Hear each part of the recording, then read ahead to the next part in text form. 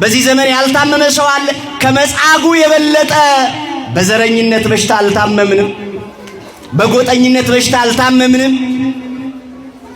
በእርስ በርስ ፍቅር ማጣት ምክንያት አልታመምንም። ብዙ የደዌ አይነቶች አሉ። በምንፍቅና ትምህርት የታመመ አለ። በክህደት ትምህርት የታመመ አለ። በዚህ ዘመን በችግር የታመመ አለ። በኃጢአት፣ በነውር፣ በክፋት፣ በተንኮል፣ በአድመኝነት፣ በቁጣ፣ በቂም፣ በበቀል የታመመ ስንት አለ። መጻጉዕንስ መድኃኔዓለም መጥቶ ፈወሰው። እኛስ መቼ ይሆን የምንፈወሰው?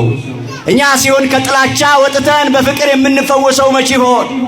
እኛስ ከእርስ በርስ መተላለቅ መገዳደል ወጥተን በሰላምና በፍቅር በአንድነት አብረን የምንኖረው መቼ ይሆን? የተወደዳችሁ ክርስቲያኖች መጻጉዕ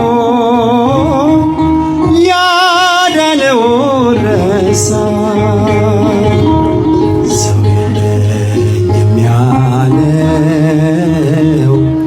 በሰው የተነሳ የዳነው መጻጉዕ ያዳነው ረሳ። መምህር ዮሐንስ መንገሻ ይሆናሉ። እሳቸው ቃሉን የሚናገሩበትን መልካሙን አንደበት፣ እኛ ደግሞ ቃሉን የምንሰማበትን ሰሚ ጆሮና አስተዋይ ልቡና ቅዱስ እግዚአብሔር ለሁላችንም ያድለን። ተስፋ በቆረጡ ሰዎች፣ ሆስፒታል ተኝተው ባሉ ሰዎች፣ ደጃቸውን ዘግተው ጠያቂ የሌላቸው ወገን ዘመድ ዓለም ፊቱን ያዞረባቸው ሰዎች ይህን ቃል ይጠቀማሉ። እኔ እኮ ለሰው እሆናለሁ እንጂ ሰው እኮ ለኔ አይሆንም። እኔ ለሰው ችግር እደርሳለሁ እንጂ ለችግሬ ሰው አይደርስልኝም። እኔ እኮ ሰው የለኝም የሚሉ ድምጾች በዚህ ዘመን ይሰማሉ። እውነት ነው። እንደ ሥጋ ስናስብ ሰው ለሰው ያስፈልጋል። ሰው ለሰው መድኃኒት ነው። አሁን ሰው ለሰው ስጋት እየሆነ መጣ እንጂ እንደ ቃሉና እንደ ተፈጥሯችን ቢሆን ሰው ለሰው መድኃኒት ነው። ሰው ለሰው አጋዥ ነው፣ ጠባቂ ነው፣ ደጋፊ ነው። ሰው ለሰው ታስታውሳላችሁ፣ አባታችን አዳም ከተፈጠረ በኋላ ብቻውን ሆኖ እንስሳት፣ አራዊት ሁለት ሁለት እየሆኑ ሲያያቸው የብቸኝነት ስሜት ተሰማው። ወንድና ሴት እየሆኑ እንስሳትን ያያቸዋል። ወደሱ እየመጡ ስም ሲያወጣላቸው ሁለት ሁለት ሆነው ይመጣሉ። አዳም ግን ብቻውን ሆነ፣ አዘነ፣ ውስጡ ተከፋ። እግዚአብሔር የሐዘንተኞችን ልብ ያያልና እንዲህ አለ እግዚአብሔር፣ ሰው ብቻውን ይሆን ዘንድ መልካም አይደለም አለ። ሰው ምን ይሆን ዘንድ? ብቻውን ይሆን ዘንድ ሰው መልካም አይደለም። ስለዚህ ረዳት የምትሆነው አጋዥ የምትሆነው ሰው ረዳት እንፍጠርለት አለ እግዚአብሔር። ስለዚህ በአዳም ላይ ከባድ እንቅልፍ አመጣ። አዳም ተኛ፣ ከጎኗ አንዲት አጽም ወሰደ። እሷንም አበጃይቶ ሴት አድርጎ አመጣት። በአዳም ፊት አቆማት። ምን እንድታደርግለት? እንድታግዘው፣ እንድትረዳው፣ ከጎኑ እንድትሆን፣ አጋዡ እንድትሆን። አዳም ከእንቅልፉ በነቃ ጊዜ ሔዋንን አያት። ከእንስሳት ከአራዊት የተለየች በአዳም መልክ እርሱን የምትመስል ናት። ስለዚህ አዳም ከሌሎቹ እንደምትሻልና እንደምትበልጥ ባየ ጊዜ ይህቺ ሥጋ ከሥጋዬ ናት፣ አጥንቷም ከአጥንቴ ነውና ሴት ትባል አለ። ምን ትባል አለ? ሴት ትባል።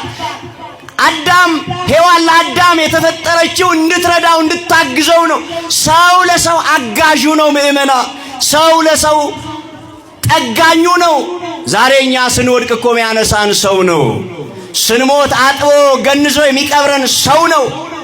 ዛሬ ሰው የሰውነትን ዓላማ የተፈጠረበትን ዓላማ በመዘንጋት ሰው የሰውነትን ባህሪ ትቶ የእንስሳትን ባህሪ ያዘ። ሰው ጨካኝ ሆነ። ሰው ክፉ ሆነ። ሰው ለተፈጠረበት ዓላማ ትቶ ያልተፈጠረበትን ዓላማ ማድረግ ጀመረ። የተፈጠርንበትስ ዓላማ ለመልካም ነበረ። ሰብእሰን ዘክቡር ውእቱ ያለው ቅዱስ ዳዊት።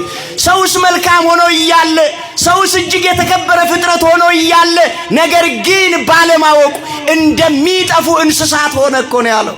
ዛሬ ግብራችን ክርስቲያኖች አንዳንድ ሰው ሰዋዊ ግብሩን አጥቶ እንስሳዊ ግብርን የያዘ ይመስላል። በተለይ በዚህ ዘመን መጻጉዕ ሰው የለኝም አለ። ለምንድን ነው ይሄን ሰው የለኝም ያስባለው? ምን ይሆን ምክንያቱ?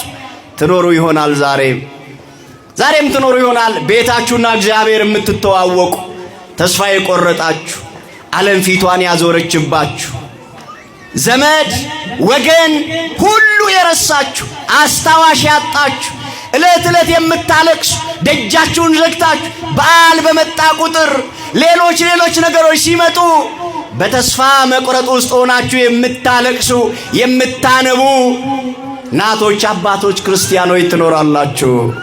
ጠብቁት እግዚአብሔርን። ቢዘገይም የሚቀድመው የለም። ይመጣል። የኛ ጌታ ይመጣል። ሁሉ ጥሏችሁ ከሄደ በኋላ ይመጣል። አጀብ እያላችሁ አይመጣም። ጠያቂ እያላችሁ አይመጣም። አይዞባ እያላችሁ አይመጣም። ሁሉ ጥሏችሁ ሲሄድ ግን ይመጣል። አመሻሽ ላይ ይመጣል። ንጋት ላይ ይመጣል። እኩለ ሌሊት ይመጣል። ምናልባት ቀትር ላይ ይመጣል። ብቻ ጠብቁት እግዚአብሔርን። አትቸኩሉ። በህመም ምክንያት፣ በማጣት በችግር ምክንያት እንዳታጉረመርሙ፣ እንዳታለቅሱ ምእመናን መጠበቅ፣ እግዚአብሔርን መጠበቅ፣ እግዚአብሔርን ጸንቶ መጠበቅ ዋጋ ያስገኛል። መጻጉዕ ለ38 ዓመት ነው አይደል የተኛው? ለ38 ዓመት ነው አይደል የታመመው? እኛ በዚህ ዘመን ያልታመምንበት የበሽታ አይነት ዘርዝሩልኝ እስቲ።